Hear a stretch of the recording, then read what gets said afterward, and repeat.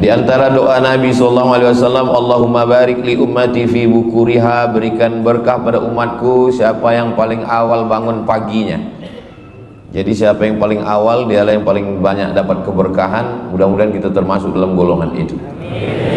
Setelah itu kita melangkah ke masjid. Langkah pertama menghapus dosa, langkah kedua mengangkat derajat.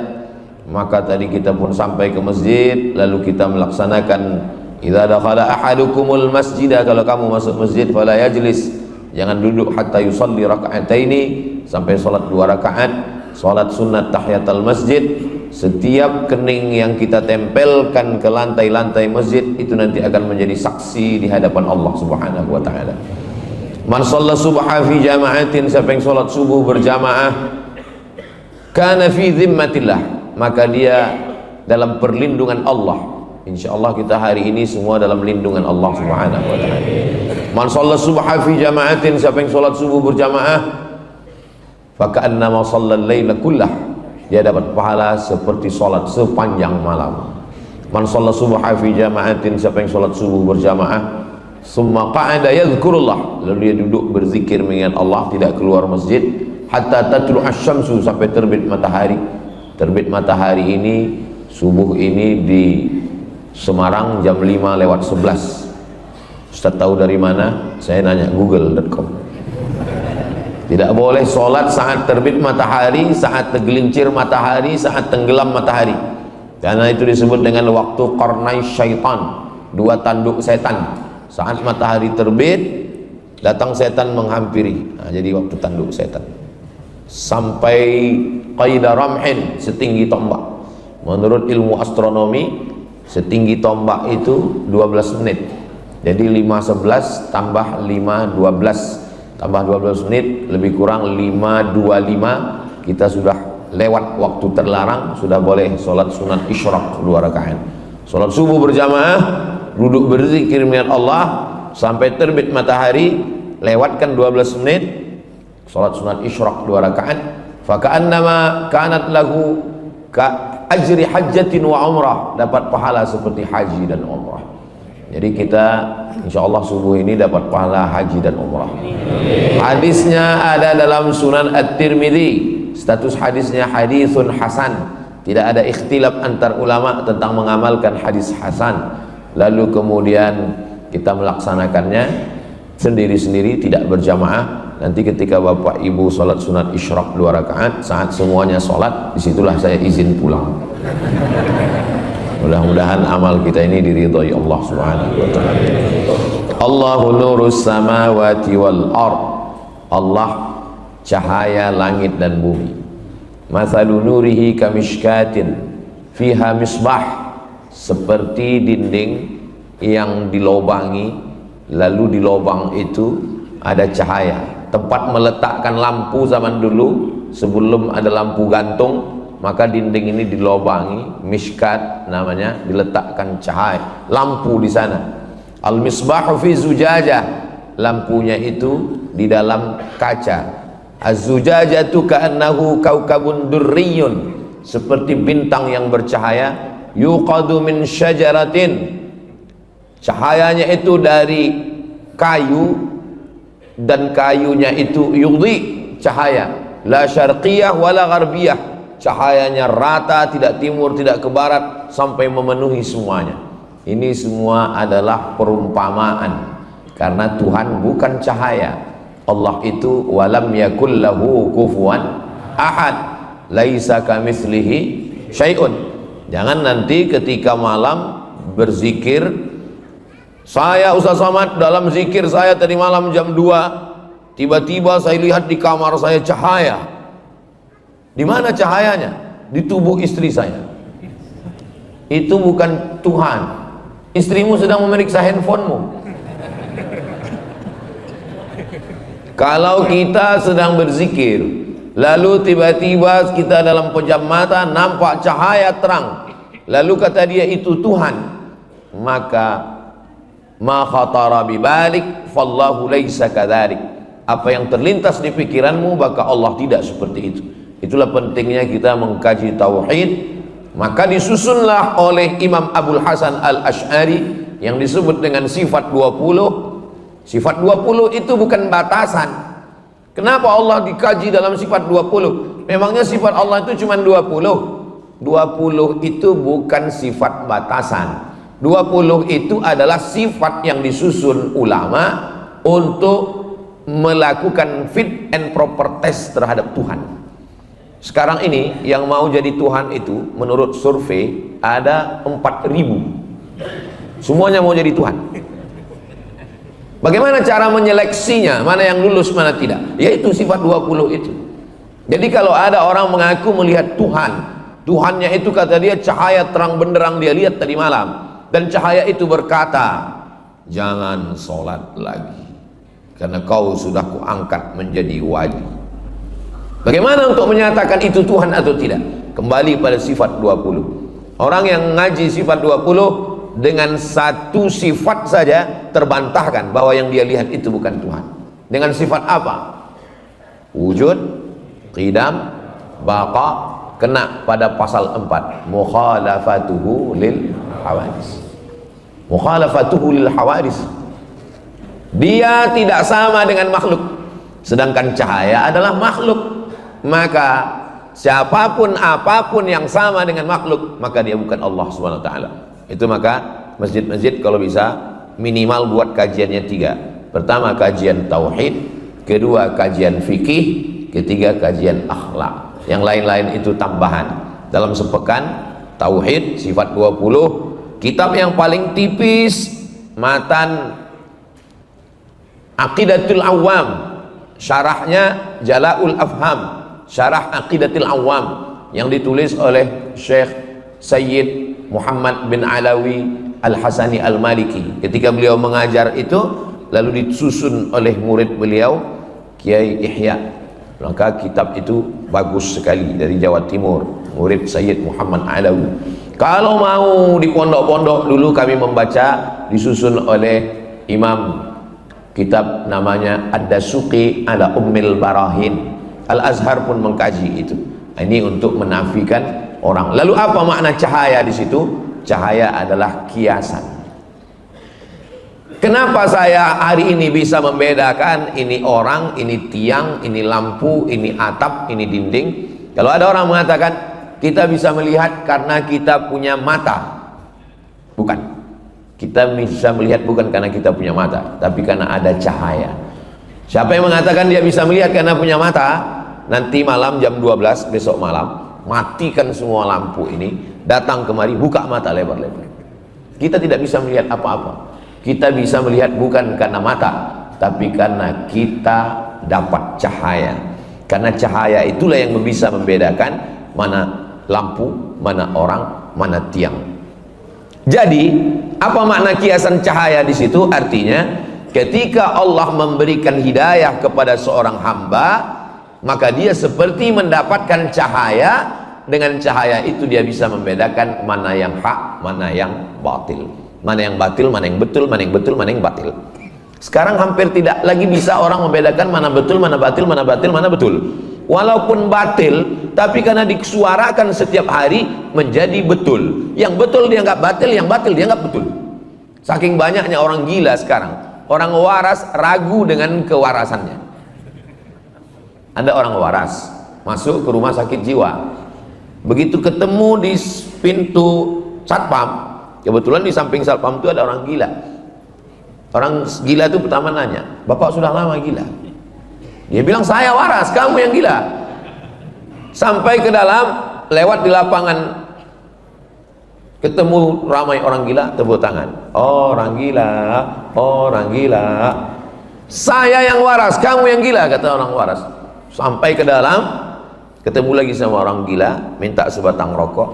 Dia bilang, "Orang gila punya mancis nggak?" Kalau begini lama-lama saya yang jadi ragu, siapa yang gila sebetulnya? Saking banyaknya orang gila, orang waras, ragu dengan kewarasannya. Maka kalau orang sudah punya kebenaran, kebenaran itu seperti cahaya yang datang dari Allah Subhanahu wa taala, bisa membedakan antara hak dan batil. Maka Nabi Muhammad SAW itu diperumpamakan seperti cahaya. Mana Nabi Muhammad diumpamakan seperti cahaya?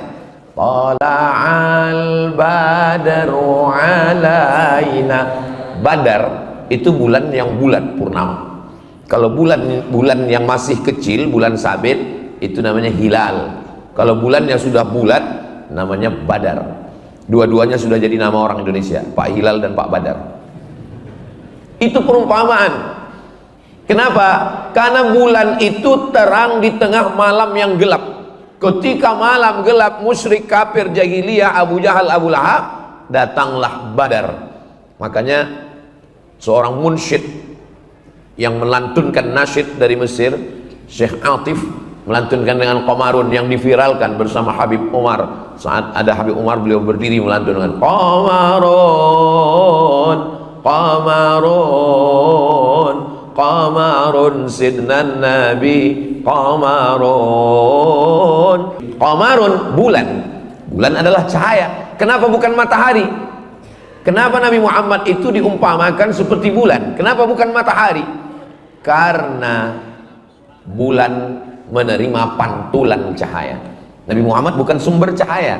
Sumber cahaya adalah Allah Subhanahu wa ta'ala, dan bulan menerima pantulan cahaya, dialah yang menerangi kegelapan. Itu pun makna kiasan. Karena kalau kita katakan Nabi Muhammad itu bulan, berarti Allah itu matahari.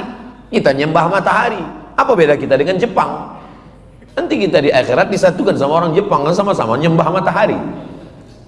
Wasyamsu wal qamaru, sedangkan bulan dan matahari, matahari dan bulan adalah sama-sama ciptaan Allah Subhanahu wa ta'ala. Fabi ayyi ala'i rabbikuma tukadziban. Jadi kalau begitu Allah itu laisa kamitslihi syai'un.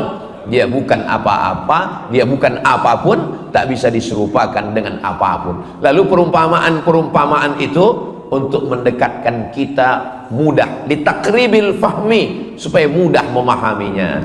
Jadi ketika seorang dikatakan bisa menjelaskan sesuatu yang tidak jelas, Ustadz sudah mengeluarkan kami minaz zulumati ilan nur, dari kegelapan kepada yang terang benderang. Kalau cahayanya karena listrik, dia akan mati, apalagi token habis paket.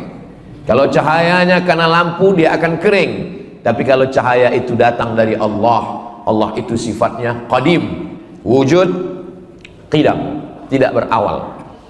Ada orang mengaku Tuhan, saya Tuhan kata dia, sedangkan dia dilahirkan, berarti dia tidak Tuhan, karena Tuhan itu qadim, tidak berawal. Lalu kemudian dia mati, Sai Baba mati, dia dipertuhankan, berarti dia tidak Tuhan. Kenapa? Baqa, baqa berakhir, baqa kekal, tidak berakhir. Wujud, qidam, baqa, mukhalafatuhu lil hawadis, qiyamuhu binafsihi. Nah, jadi mengkaji tauhid adalah untuk mengeliminasi semua yang bukan Tuhan, yang tidak layak, sampai pada puncaknya kita bertauhid la ilaha illallah. Lalu kemudian ketika Imam Al-Ghazali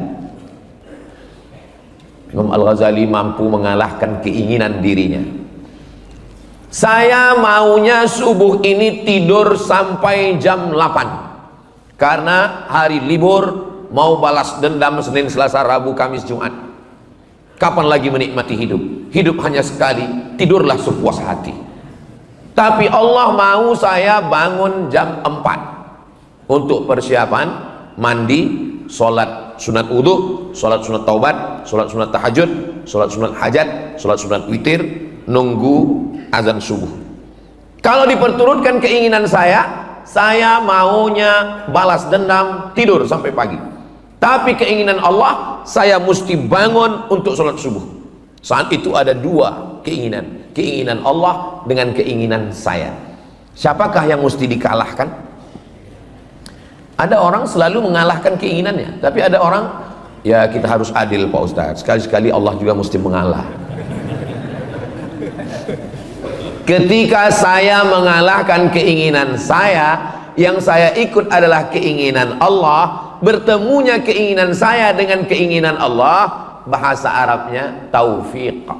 Makanya selalu diucapkan semoga kita semuanya mendapat taufik. Lalu semua orang mengatakan alhamdulillah, ibu-ibu mengatakan alhamdulillah. Ada satu ibu diam aja, ditanya sama temannya, tadi saat semua bilang semoga dapat taufik, kamu kok diam aja? Saya sudah dapat gitu. Rupanya nama suaminya Pak Taufik. Mohon maaf Pak Taufik, yang terus. Taufik artinya mampu mengalahkan keinginan sendiri, ikut keinginan Allah dalam segala hal. Saya maunya makan banyak, Allah tidak mau makan banyak. Kamu jangan makan banyak, kata Allah. Kulu, makanlah. Washrabu, minumlah. Wala tusrifu, jangan makan banyak. Ketika saya mampu mengalahkan nafsu makan saya dengan ikut keinginan Allah, saat itu sedang mendapatkan taufik. Alhamdulillah, subuh ini sudah mendapatkan taufik. Kenapa? Saya kalahkan keinginan saya, lalu saya ikut keinginan Allah. Nanti pas makan, saya kalahkan keinginan saya ikut kemauan Allah. Alhamdulillah. Pas menikah, maunya yang matanya biru, rambutnya rambut jagung, tinggi semampai. Tapi kata Allah bukan itu. Wala amatum musyrikatun khairan, budak hitam hamba sahaya lebih baik min musyrikatin, daripada yang cantik tapi dia musyrik, mempersekutukan Allah.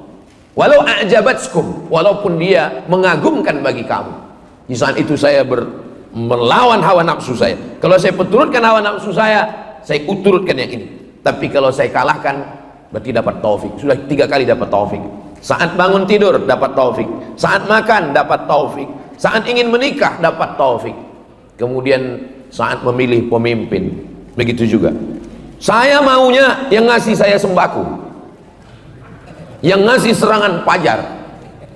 Tapi menurut Allah itu adalah la'ana Rasulullah SAW ar-rashi wal murtashi. Orang yang menyogok, yang menerima sogok, dilaknat. Laknat artinya ba'idun anir rahmah, jauh dari rahmat Allah. Lalu kemudian la tattakhidul kafirin, dalam ayat lain la tattakhidul yahuda wan nasara awliya, jangan kau angkat orang-orang yang tidak mempertuhankan Allah, mempersekutukan Allah, menjadi orang yang memikul tanggung jawabmu, yang ngurus lampu jalanmu, yang mengurus APBD APBN-mu. Aulia min dunillah. Di saat itu sedang bertarung keinginan saya, apakah saya ikut keinginan Allah atau ingin ikut hawa nafsu saya. Maka dalam segala hal kita mesti menghilangkan ini. Itulah mengapa disebut kita selalu semoga mendapatkan taufik. Kenapa taufik lebih didahulukan daripada hidayah? Billahi taufik wal hidayah. Wassalamualaikum. Belum penutupan. Kenapa taufik lebih didahulukan daripada hidayah? Kenapa tidak billahil hidayah wat taufik? Karena hidayah ada 2. Hidayah yang pertama, hidayah untuk memilih antara kafir dan Islam. Lalu kenapa kita minta hidayah? Ihdinas siratal mustaqim, ihdinas siratal mustaqim. Semoga dapat hidayah. Kita kan sudah Islam. Hidayah pertama kita sudah dapat, insyaallah hidayah Islam. Amin. Tapi hidayah yang kedua adalah menetap dalam keislaman, kuat dalam keislaman. Itulah hidayah yang kedua. Lalu kenapa yang disebut dalam ini semoga mendapatkan taufik dan hidayah? Setelah kita mendapatkan taufik bangun jam 4, walaupun ada jam 2, jam 3. Setelah mendapatkan taufik makan tidak terlalu banyak, ikut Allah. Setelah mendapatkan taufik menikah dengan orang beriman. Setelah mendapatkan taufik memilih pemimpin yang beriman. Lalu kemudian dia istiqomah dalam itu. Itu yang disebut dengan hidayah. Kalau tidak nanti orang bingung. Kenapa kita subuh minta hidayah? Ihdinas siratal mustaqim, ihdinas siratal mustaqim. Di Masjid At-Taufik ini 3 kali lagi minta hidayah. Allahumma hdina fi man hadait. Hidayah apa? Kita kan sudah Islam. Hidayah menetap dalam kebenaran. Doakan supaya Ustaz Somad yang ceramah ini dapat dua-duanya, taufik dan hidayah. Inilah tulusnya jamaah ini. Padahal yang saya minta kan saya. Kenapa mereka semuanya setuju amin? Karena ketika kita mendoakan saudara kita, Allah kirimkan malaikat. Apa kata Allah? Hai malaikat, mereka yang mendoakan orang lain, ucapkan amin. Lalu malaikat itu mengatakan amin walaka mithluh, kabulkan doa orang ini, engkau dapat yang sama seperti yang engkau doakan. Man qara'a surat al-kahfi, siapa yang membaca surat al-kahfi, pagi Jumat, siang Jumat, sore Jumat, petang Jumat, malam Jumat, sebelum azan maghrib hari Jumat, adha'a lahu min nur, cahaya lagi, Allah berikan dia cahaya, ma bainal jumu'ataini, sampai Jumat berikutnya. Cahaya apa yang dimaksud? Apakah mukanya jadi bercahaya? Itu Ultraman. Cahaya apa yang dimaksud ini? Cahaya bisa membedakan antara yang hak dengan yang batil. Makanya siapa yang menghafal surat Al-Kahfi, membaca surat Al-Kahfi, tidak sanggup semua minimal ujung-ujungnya, maka dia selamat diantaranya dari fitnah Al-Masih Ad-Dajjal. Kenapa ada Al-Masih ujungnya Dajjal? Karena ada Al-Masih yang original, ada Al-Masih yang KW. Yang KW itu disebut dengan Al-Masih Ad-Dajjal. Ada orang jual gelas emas, bejana emas, namanya wi'a zahab, wi'a bejana, zahab emas, wi'a zahab bejana emas. Yang satu lagi jual mirip seperti emas, tapi dia kasih tahu, mohon maaf ya Pak Ustadz, ini bukan emas, ini cuman sepuh, disepuh dengan warna emas. Maka orang Arab menyebutnya wi'a mudajjal. Jadi jangan katakan nanti ini ada gelang, ini gelang emas, yang ini gelang dajjal. Bukan, mudajjal di situ artinya tidak asli, tidak original. Jadi jangan nanti ada ustadz, kan ada Ustadz Somad, ada orang yang bilang ini Ustadz Somad Dajjal, mirip Ustadz Somad. Dia mirip seperti Nabi Isa. 3 sifat dia mirip seperti Nabi Isa. Saat dia suruh langit, apa kata dia? Ya sama imtiri, wahai langit turunkan hujan. Betul-betul turun hujan. Dia katakan ke tanah, ya ard umbuti, wahai bumi tumbuh tanaman. Lalu kemudian ada orang mati, dia katakan, ya mayit wahai mayat berdiri, langsung tegak. Lalu semua orang mengatakan dialah Al-Masih, padahal dia Al-Masih Dajjal, dia bukan Al-Masih yang asli. Makanya sebelum salam tadi kita minta, Allahumma inni a'udzubika min adzabi jahannam wa min adzabil qabri wa min fitnatil mahya wal mamat wa min syarri fitnatil masihid dajjal. Sekarang Al-Masih Ad-Dajjal itu belum datang. Yang datang-datang itu sekarang baru Al-Masih Ad-Dajjal KW 99. Itu aja banyak yang tertipu orang. Bagaimana kalau yang Al-Masih Ad-Dajjalnya itu betul-betul datang? Nauzubillah. Mudah-mudahan kita terpelihara, terjaga. Kalau bisa sebelum dia datang kita udah mati duluan. Ini banyak orang yang nantang-nantang, mana Dajjal itu mana? Malah ada yang ngejek-ngejek. Ustaz katanya manusia bisa ke bulan, bisa ke planet. Terus nanti kalau semua pindah ke Mars, Dajjal di sini kecewa dong. Ada tuh saya tonton di video. Jadi sekarang orang jadikan agama ini sebagai lucu-lucuan.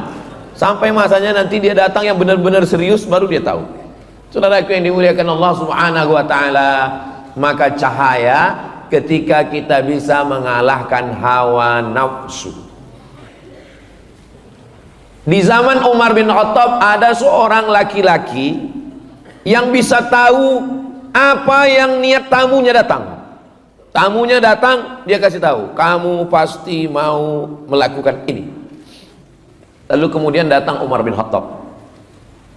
Kata dia, Umar bin Khattab, kamu datang pasti mau membunuh saya. Kata Umar bin Khattab, kamu tahu dari mana? Kamu masuk Islam, kata Umar bin Khattab. Kata dia, tunggu 3 hari. Karena memang dalam Islam tunggu 3 hari. Lalu kemudian setelah 3 hari dia datang kepada Umar, dia katakan, asyhadu an la ilaha illallah wa asyhadu anna Muhammadar Rasulullah. Riwayat ini diceritakan oleh Syekh Ali Jum'ah. Ketika ditanya kepada dia, kenapa kamu bersyahadat setelah 3 hari?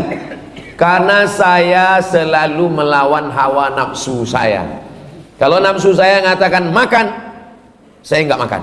Kalau nafsu saya mengatakan pergi, saya tidak pergi. Kalau nafsu saya mengatakan perang, saya tidak perang. Apapun yang dikatakan hawa nafsu saya lawan. Akhirnya saya bisa melihat sesuatu yang tidak dilihat manusia. Ini jawaban kenapa pendeta-pendeta yang tidak makan, tidak minum, tidak menikah, firasatnya tajam. Kenapa? Karena siapapun yang melawan hawa nafsunya, firasatnya akan tajam, bisa melihat sesuatu yang tidak dilihat manusia biasa. Itu terjadi pada Umar bin Khattab. Lalu kemudian ditanya ke dia, kenapa kamu masuk Islam? Karena hawa nafsu saya mengatakan jangan masuk Islam. Lalu saya lawan, asyhadu an la ilaha illallah wa asyhadu anna Muhammadan Rasulullah. Jadi kalau ada di antara kita ini bercita-cita, cita-citanya nggak terlalu tinggi, cuman ingin tahu tamunya mau apa. Udah aja, nggak usah makan, nggak usah minum, tapi kue yang udah dapat boleh dimakan. Jangan gara-gara ini Ustaz ini kayaknya nyindir, jangan. Tapi kalau mau tahu tamunya mau apa, jangan dulu, tahan dulu. Apapun yang bisikan hawa nafsu jangan. Seandainya Ustaz Abdul Somad dikasih Allah kemampuan untuk tahu hati orang, tahu niat tamu mau apa, Ustaz mau atau enggak? Saya enggak mau. Kenapa? Karena dengan tahunya saya niat tamu itu, saya lah jadi enggak tulus. Saya jadi tahu tamu ini mau minta endorse mobil kada misalnya.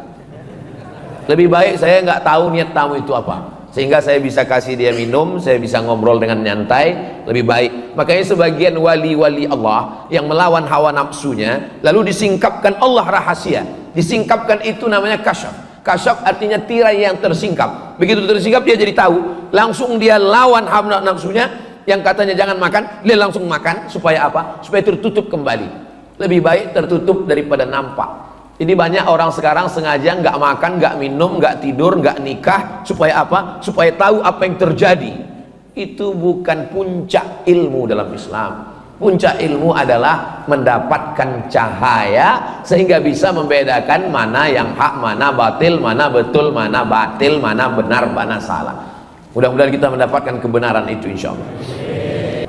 Imam Abu Hamid Al-Ghazali yang menulis kitab Ihya Ulumuddin 4 jilid, dia jabatan tertingginya rektor, diangkat oleh Sultan Nizamul Mulk di Universitas An-Nizamiyah.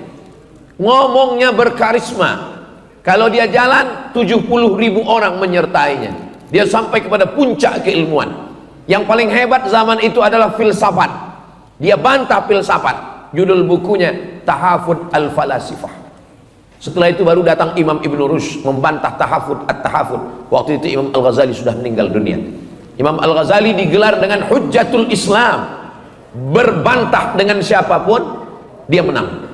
Sampai akhirnya suatu hari dia melihat ada tongkat yang bengkok di tepi sungai. Ada tongkat kayu, dia lihat bengkok.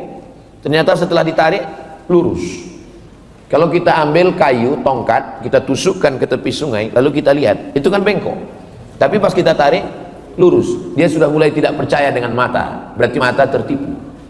Mata yang melihat ini menipu. Apalagi zaman sekarang, dilihat dari jauh putih, rupanya skincare. Mohon maaf ibu, saya kira nggak ada ibu-ibu. Jadi mata ternyata menipu. Telinga juga begitu. Kita dengar lagu, enak sekali. Begitu dihilangkan sound musiknya, dihilangkan, hancur babak belur. Telinga menipu, tertipu. Mata tertipu. Kalau begitu saya tinggalkan semua yang menipu ini. Imam Abu Hamid Al-Ghazali meninggalkan jabatan rektor, meninggalkan popularitas, 70.000 follower dia tinggalkan. Akhirnya dia berkhalwat. Khalwat artinya bersunyi-sunyi dengan Allah Subhanahu wa taala di menara Masjid Jami' Umawi, sampai sudut itu disebut dengan Zawiyah Al-Ghazali, pojok Imam Al-Ghazali. Lalu berapa lama dia di sana? 11 tahun. Setelah itu dia sampai kepada level yang tertinggi disebut dengan ma'rifah. Ma'rifah artinya puncak ilmu pengetahuan. Lalu orang bertanya kepada dia, kamu sudah sampai kepada ma'rifah Al-Ghazali? Ya. Apa al-ma'rifah itu? Imam Al-Ghazali mengatakan, nurun yaqdhifullahu fi qalbi abdi.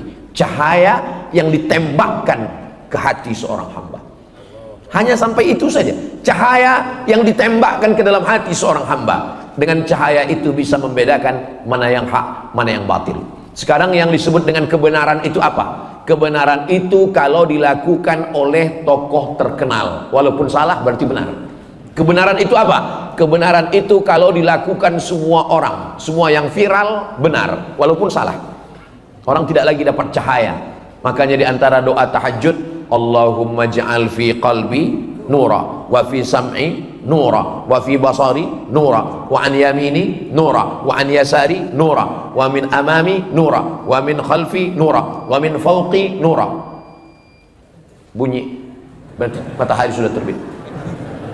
Setiap bunyi terbit matahari, setiap bunyi terbit matahari, setiap bunyi terbit matahari. Suatu hari dia nggak bunyi, matahari terbit, baterainya habis. Orang sudah terjebak pada hukum sesuatu terjadi sesuatu. Kalau sudah begini, padahal itu belum tentu benar. Itu hanya kebenaran yang diciptakan oleh manusia. Kalau dia bunyi berarti terbit matahari. Gimana kalau dia tidak bunyi? Matahari tetap terbit. Jangan terjebak pada hukum yang dibuat oleh manusia.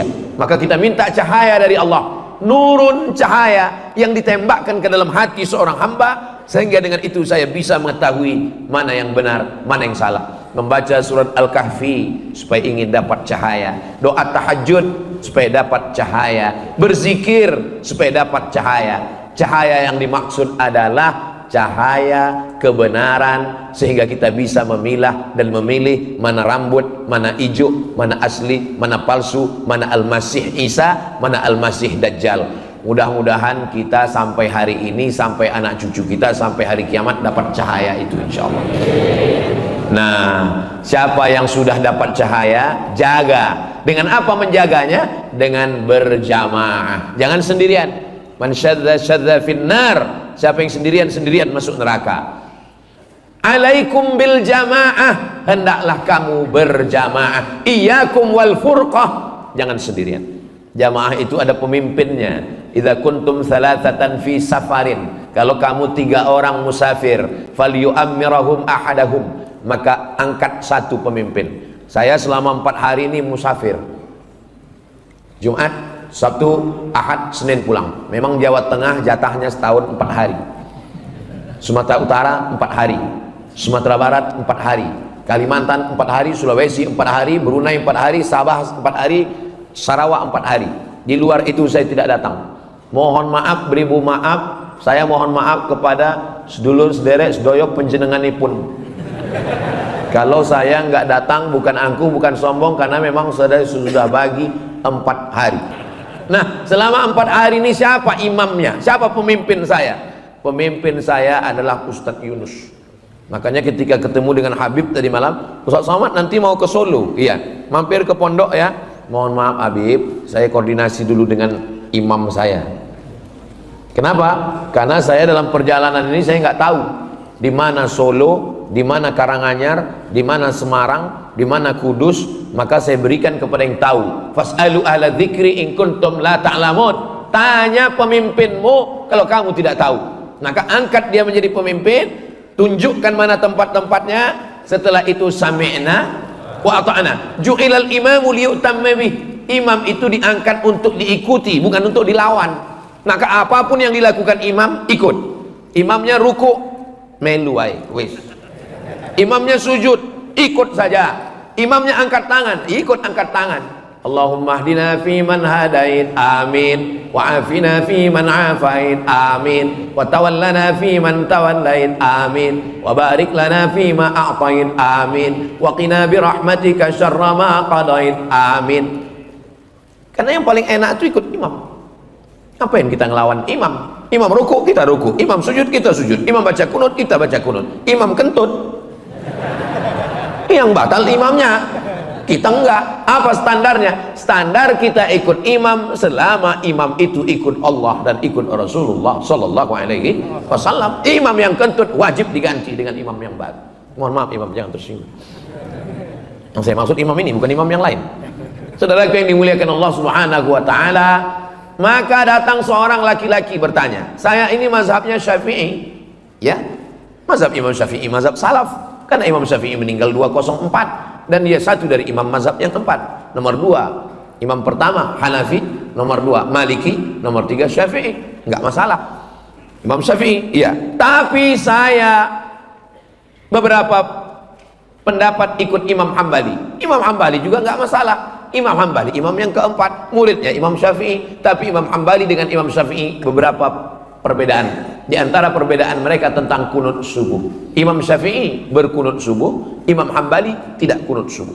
Dulu kelahi antara pengikut Imam Syafi'i dengan Imam Hambali. Sekarang alhamdulillah sudah nggak kelahi lagi karena sama-sama nggak sholat subuh. Datang satu pengikut Imam Hambali, saya ini ikut Imam Hambali. Iya, saya nggak kunut subuh. Iya, karena Imam Hambali tidak kunut subuh. Bagaimana kalau saya pulang kampung, ternyata di masjid itu yang jadi imamnya adalah mazhab Syafi'i. Kata Imam Hambali, kalau dia baca doa kunut, angkat tanganmu dan ucapkan amin. Paling enak ngikut imam. Sekarang banyak makmum nggak ikut imam. Imam mengangkat tangan, Allahumma hdina fi man hadait. Halo. Imam Hambali sendiri mengikut Imam Syafi'i. Apakah hanya karena berbeda mazhab lalu kelahi? Coba baca dalam Manaqib Imam Hambali, Imam Ahmad bin Hanbal, meninggal tahun 241, makamnya di Baghdad. Apa kata Imam Ahmad bin Hanbal? Da'autu lisyafi'i fi salati arba'ina sanah. Saya mendoakan Imam Syafi'i dalam solat saya 40 tahun.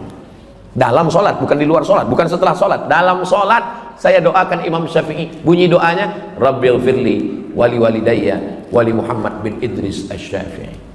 Padahal mereka berbeda. Saya tidak minta bapak ibu doakan saya 40 tahun, tidak 4 tahun, tidak 4 bulan, tidak 4 hari, tidak 4 kali, sekali pun jadilah. Rabbil firli wali walidayya wali Abdus Somad. Ampunkan aku, ampunkan kedua orang tuaku, ampunkan Ustadz Abdul Somad. Sekali bisa, alhamdulillah. Sekali nggak bisa. Ini Semarang ini dekat laut kan? Saudara yang dimuliakan Allah Subhanahu wa taala, maka berbeda mazhab, selama ada dalilnya ikutilah. Ulama besar Saudi Arabia namanya Syekh Ibnu Utsaimin. Lalu ditanya sama jamaahnya, Syekh Ibnu Utsaimin, ya, apa hukumnya membacakan Yasin pada orang yang sakratul maut? Kata Syekh Ibnu Utsaimin, ada hadis bunyinya, inna likulli syai'in qalban, segala sesuatu punya hati, wa qalbul Qur'an Yasin, hatinya Al-Quran adalah Yasin. Iqra'uha ala mautakum, bacakan kepada orang yang meninggal.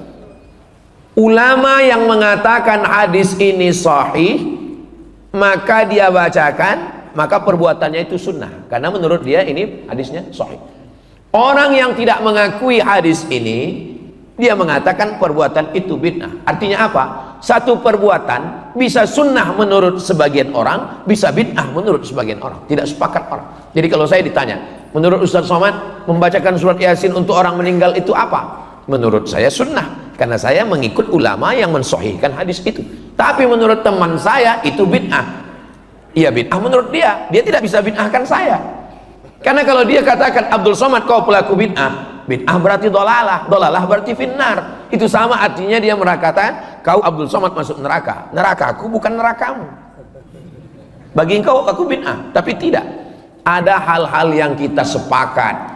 Kalau kita tidak sepakat dengan sesuatu, maka itu disebut dengan khilafiyah. Ini perbedaan mazhab. Tapi sholat subuhnya wajib.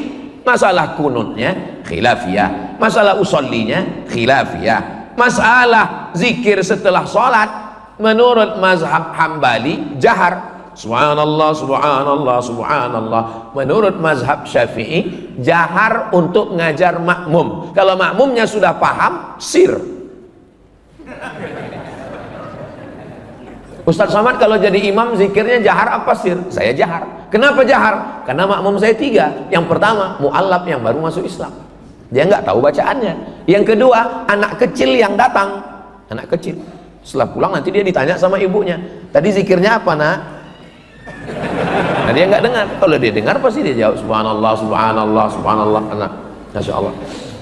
Yang ketiga, dia bukan anak kecil, dia juga bukan mu'alaf, tapi subuh inilah subuh pertama kali dia sholat, dan dia nggak tahu bacaannya. Maka saya jaharkan itu untuk mengajar makmum. Makmum kan udah tahu Pak Ustadz, sebelum angkat takbiratul ihram apa kata imam? Sawus sufuf, luruskan saf. Apakah ada orang Islam yang nggak tahu? Semua orang Islam sudah tahu. Saya belum pernah sholat lalu imamnya ngomong, mohon maaf jamaah, saya nggak perlu meluruskan saf, kan udah tahu semua kan? Kenapa diulang-ulang terus? Sawus sufuf, karena itu sunnah. Fa inna taswiyatas sufuf min tamamis shalah. Selesai itu tadi imam berdoa, saya ikut aminkan. Sekarang banyak orang tidak mau lagi mengaminkan doa imam. Pas ditanya, kamu kok nggak ngaminkan? Alah, doa yang lamanya belum makbul Pak Ustaz. Kamu kenapa nggak ikut baca doa sama imam? Kami beda visi misi Pak Ustaz. Imamnya minta hujan, saya jual es krim. Yang kita mintakan itu bukan hujannya, rahmatnya. Rahmat yang diturunkan Allah Subhanahu wa taala. Kenapa Ustaz ikut amin dengan imam tadi? Sebab kata Nabi, ad-da'i wal mu'amminu fil ajri sawa. Yang berdoa dengan yang mengaminkan pahalanya podo, sami mawon. Maka imam membaca doa, saya ikut aminkan. Apa susahnya bilang amin? Amin. Oh, saya lupa. Tadi yang baca doa saya. Diminta imam. Gak mungkin saya tolak. Gak mungkin ketika saya disuruh baca imam tadi berani nyuruh-nyuruh saya. Enggak, saya taat sama imam. Imam bilang baca, siap imam. Saya baca doa. Lalu kemudian setelah itu kenapa kita zikir Asmaul Husna? Itu pun sunnah. Walillahil asmaul husna. Allah punya nama yang baik-baik. Fad'uhu biha. Ya Rahman, Ya Rahim, Ya Malik, Ya Quddus, Ya Salam, Ya Mu'min, Ya Muhaimin, Ya Aziz, Ya Jabbar, Ya Mutakabbir, Ya Khaliq, Ya Bari, Ya Musawwir, Ya Ghaffar. Itulah enaknya kalau Asmaul Husna rame-rame. Yang nggak hafal nggak ketahuan. Anaknya nanya, Papa hafal? Hafal kalau rame, kalau sendiri enggak. Kenapa zikir itu mesti rame-rame, mesti bersuara keras? Karena malaikat dikirim Allah. Inna lillahi malaikatan. Ada malaikat-malaikat yatufuna 'alal ard. Malaikat itu berkeliling di atas muka bumi mencari majelis zikir. Begitu mereka menemukan majelis zikir, malaikat itu memanggil teman-temannya, halummu, halummu, mari kemari, ila hajatikum, inilah yang kalian cari. Dan mereka ikut berzikir dengan orang yang berzikir. Itulah makna hadis, idza dzakarani fi nafsihi dzakartuhu fi nafsi. Kalau hambaku itu berzikir sendirian, aku menyebutnya dalam diriku sendirian. Wa idza dzakarani fi mala'in, kalau dia berzikir beramai-ramai, dzakartuhu fi mala'in khairum min mala'ihim, aku sebut mereka di tempat yang lebih ramai dan lebih mulia. Maksudnya lebih ramai bersama malaikat, lebih mulia bersama malaikat yang tidak berdosa. Itu diantara dalil-dalil zikir berjamaah yang disusun oleh Al-Imam Al-Hafiz Jalaluddin Abdurrahman As-Suyuti. Sebagiannya disebutkan dalam kitab Al-Hawi lil Fatawi tentang dalil zikir-zikir beramai-ramai. Di antaranya dalam kitab Musnad Ahmad bin Hanbal, setelah berzikir beramai orang berdiri. Ketika berdiri bubar, apa kata malaikat? Qumu maghfuran lakum, berdirilah kamu, dosa-dosamu sudah diampunkan Allah Subhanahu wa taala. Maka nanti ketika kita berdiri, semua dosa-dosa kita sudah lepas semuanya. Tapi ingat, makanya kalau dengar ceramah itu jangan sambil ngantuk, dengar baik-baik. Yang lepas itu dosa, bukan hutang. Jangan pulang dari sini ditagih kapan? Kata Ustaz Somad tadi sudah lepas hutang. Ceramah saya semuanya bisa didengar ulang. Jadi kalau ada yang bohong ketahuan, karena saya nggak pernah buat kajian eksklusif tertutup. Semuanya bisa ditonton ulang di channel Ustaz Abdul Somad Official. Subscribe, like, share, and comment. Akhirnya kita sampai pukul 5.25, sudah masuk waktu sholat sunat isyraq. Nama waktunya syuruq, nama sholatnya isyraq pakai iqab. Kalau pakai iqab isyraq syirik. Kalau isyraq terbit matahari, kanat lahu ka'ajri hajjatin wa umrah, maka dia dapatkan pahala seperti haji dan umrah. Maka untuk menjaga cahaya ini supaya tetap, jangan sampai cahaya ini 100 watt jadi 5 watt, kadang-kadang hidup, kadang-kadang mati. Maka menghidupkannya itu adalah dengan ibadah. Sholat subuh berjamaah menyala, sholat isyraq menyala, sholat duha menyala, zuhur, asar, maghrib, isya, tahajud, zikir, infak, wakaf, sedekah menyala abangku. Tapi kalau sudah, ya suami saya alhamdulillah sejak dengar tausiah Ustadz ada juga dia sholat, alhamdulillah Ustadz. Sholat apa? Idul Adha. Itu pun karena ke masjid mau ngambil kupon kurban. Itu susah mau diselamatkan cahayanya. Mudah-mudahan doakan supaya saya, Habib Hasan, Ustadz Alfian Tanjung diberikan istiqomah, kita semua dalam kebaikan. Ala hadhihi niyyah, untuk niat yang baik ini. Al-Fatihah.